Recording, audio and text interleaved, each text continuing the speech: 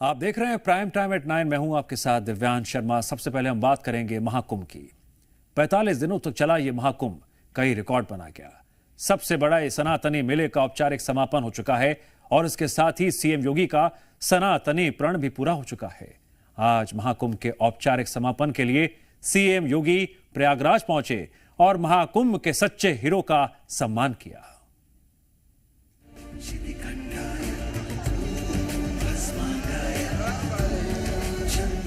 66 करोड़ 30 लाख श्रद्धालु किसी आयोजन का हिस्सा बने।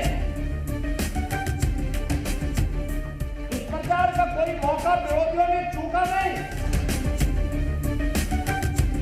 विरोधी और विपक्षी लगातार दुष्प्रचार कर रहे थे, बदनाम कर रहे थे। महाशिवरात्रि के महास्नान के साथ प्रयागराज में 45 दिनों तक चला सनातन का सबसे बड़ा मेला संपन्न हो गया।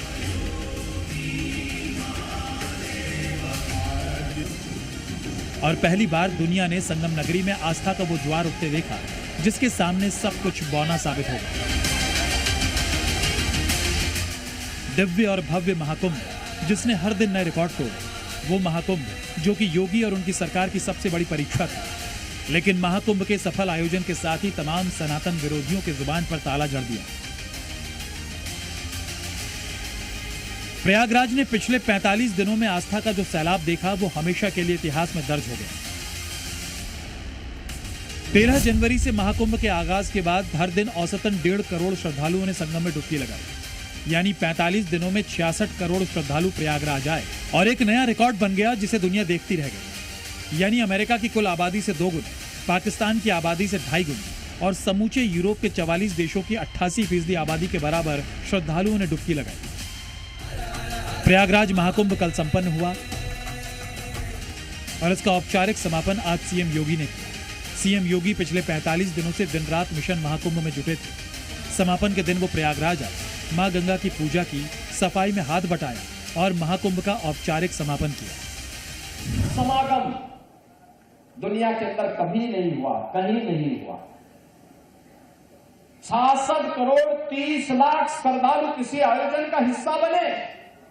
कोई अपहरण की घटना नहीं, कोई लूट की घटना नहीं, कोई छेड़छाड़ की घटना नहीं,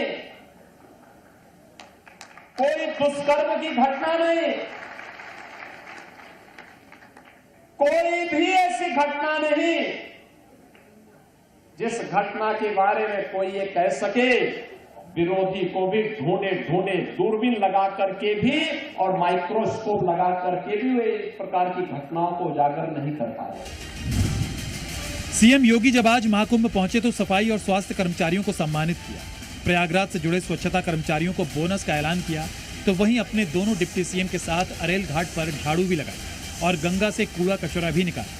साथ ही योगी ने मां गंगा की पूजा की। इसके साथ सीएम योगी ने सफाई कर्मचारियों के साथ बैठकर भोजन भी किया और महाकुंभ के सफल आयोजन के लिए प्रयागराज के लोगों की सराहना भी की। प्रयागराज वासियों का भी अभिनंदन करूंगा जिन्होंने पिछले 2 महीनों के अंदर बिना किसी संकोच के इस पूरे आयोजन को अपने घर का आयोजन माना। मगर महाकुंभ के समापन के दिन भी सीएम योगी ने महाकुंभ को लेकर एक्टिव नफरती और अफवाह गैंग पर करारा प्रहार किया। विरोधी और विपक्षी लगातार दुष्प्रचार कर रहे थे, बदनाम कर रहे थे, अपमानित करने की भाषा का उपयोग कर रहे थे। कोई काहिरा की घटना का दृश्य दिखा करके प्रयागराज को बदनाम करता था, किसी अन्य जगह की घटना को प्रयागराज से जोड़ करके बदनाम करने की साजिशें हो रही थी। मुझे लगता है कि जनता जनार्दन ने एक सिरे से उन्हें खारिज करके प्रयागराज महाकुंभ में आकर के साबित किया कि नहीं, तुम्हारे दुष्प्रचार में अब नहीं आएंगे। सनातन का ध्वजा अब कभी झुकने वाली नहीं। कुंभ में कई रिकॉर्ड भी बने जिसमें सबसे बड़े सफाई अभियान का गिनीज वर्ल्ड रिकॉर्ड भी शामिल था। आज सीएम योगी और डिप्टी सीएम केशव प्रसाद मौर्य और ब्रजेश पाठक ने यह पुरस्कार प्राप्त किया। ये महाकुंभ कैसे सबसे अलग और खास रहा ये भी समझिए। इसमें आस्था के कई रिकॉर्ड टूटे और उम्मीद से कहीं ज्यादा 66 करोड़ 22 लाख श्रद्धालुओं ने आस्था की डुबकी लगाई। महाकुंभ का अब भले ही समापन हो चुका है, लेकिन प्रयागराज में अब भी भीड़ मौजूद है, जो कि संगम स्नान में जुटी है। अभी आने वाले दिनों में ये सिलसिला कुछ दिन तक जारी रहने की उम्मीद है। ब्यूरो रिपोर्ट, जी मीडिया।